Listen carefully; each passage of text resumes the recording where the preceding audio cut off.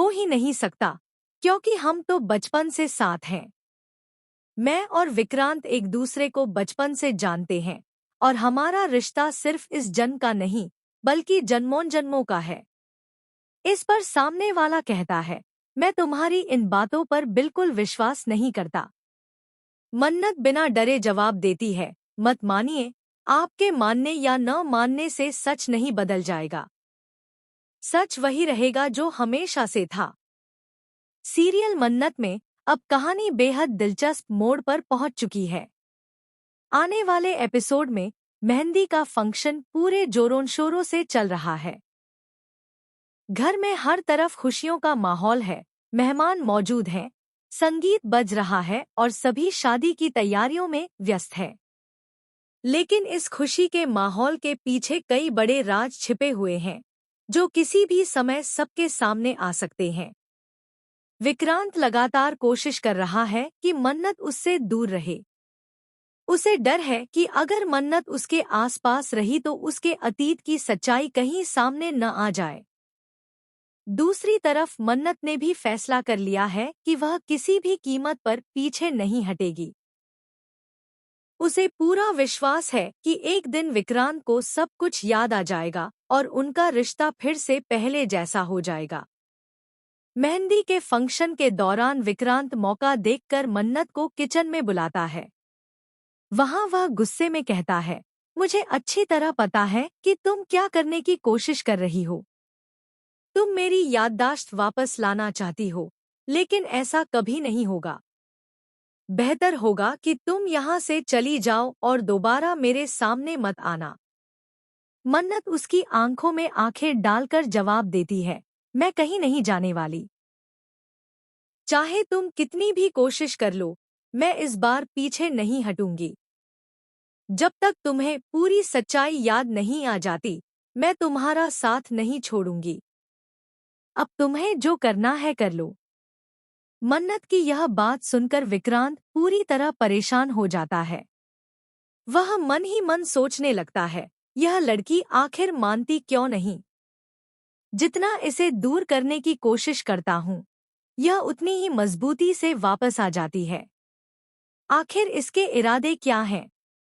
लेकिन असली ट्विस्ट तब आता है, जब सम्रागी छिपकर इन दोनों की पूरी बातचीत सुन लेती है। अब उसे समझ आ जाता है कि मन्नत आखिर इतनी बेचैन क्यों है। उसे एहसास हो जाता है कि मन्नत और विक्रांत का रिश्ता सिर्फ एक दोस्ती का नहीं, बल्कि पति पत्नी का है।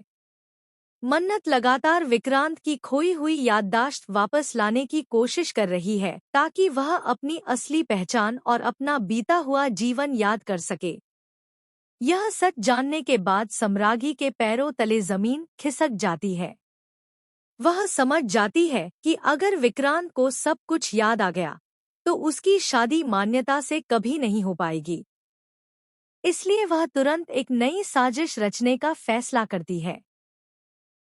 सम्रागी मन ही मन कहती है, मैं इतनी आसानी से अपनी सारी योजनाएं बर्बाद नहीं होने दूंगी।